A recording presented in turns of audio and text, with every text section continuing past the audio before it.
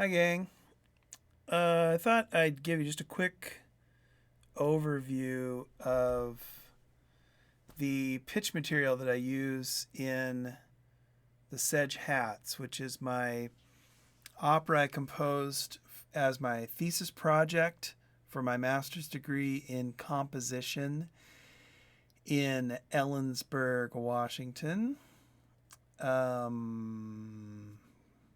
Well, I don't know when that would have been. A long time ago. How about that? 2001-ish, I think. When did I finish? I don't even remember. 2001, 2002 maybe. Anyway, I lived in Japan for 2 years. I studied the koto. And look it up, Koto, Japanese instrument. And I found very quickly the Hirajoshi scale, which we talked about in chapter 26, 1, 2, 3, 5, and 6 of a natural minor scale. The more I played Japanese music, the more I realized that, and I talked about this before, how Japanese tunes tend to end on what we would consider 5, the 5th scale degree, or sol.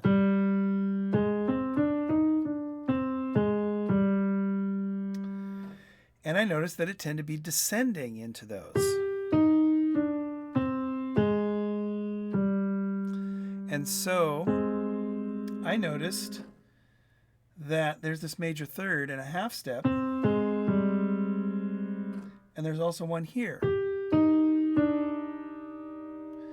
But in fact, if I started up here and went down a major third, then a half step, minor second, there'd be another one right here.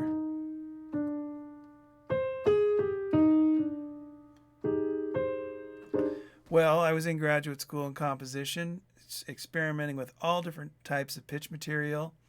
I had learned about set and set theory, which we'll talk about in chapter 27. And I recognized that this little unit happened in 2 places in that scale and that they were connected. So it seemed kind of obvious to me to play around with connecting another one.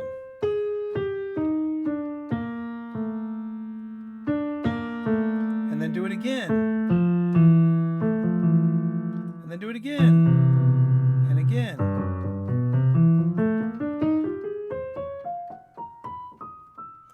So that scale that I ended up discovering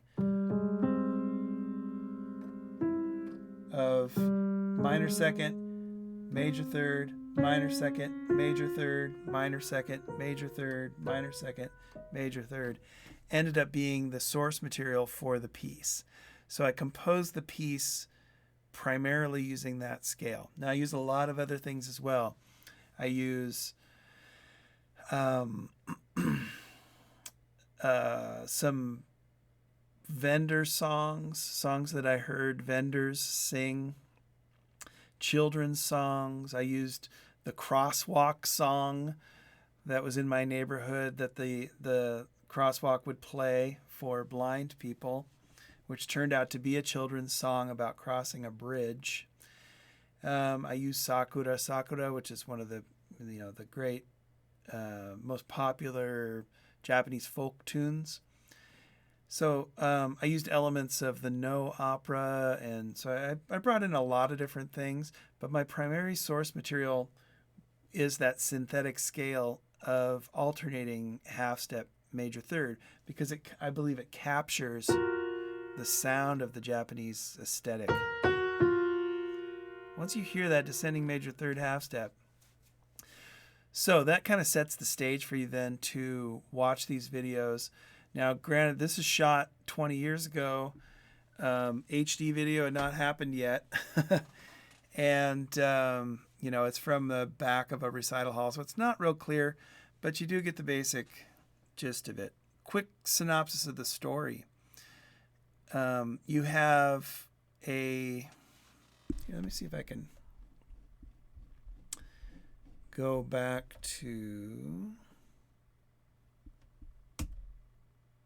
Nope, that's not it. How about this? That's not it.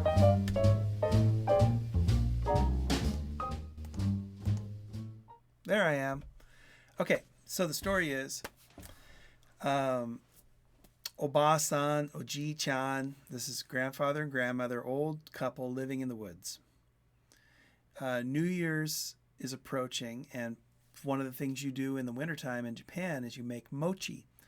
Mochi are these rice balls that you pound the rice until it gets real sticky and turns into a paste, and then you roll it into a ball.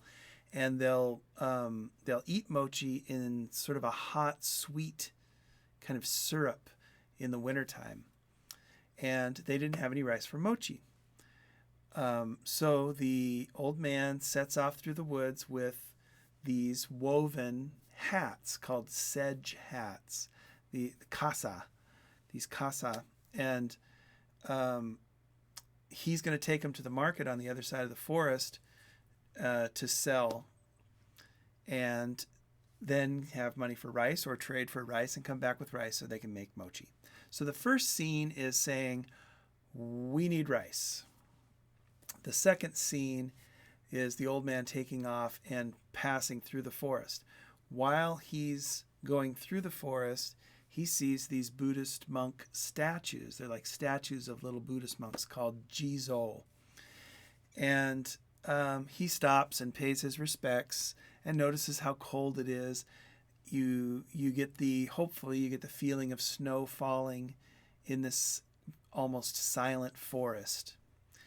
And then he gets up, he continues on to the market. The market is hustle and bustle. That's scene 3. Hustle and bustle, vendor calls, all kinds of things going on. He's calling out, hey, who wants to buy my hats? And nobody does. So discouraged, he turns around and leaves. Scene 4 is passing back through the forest. He sees the little statues again and stops, pays his respects. The snow is falling.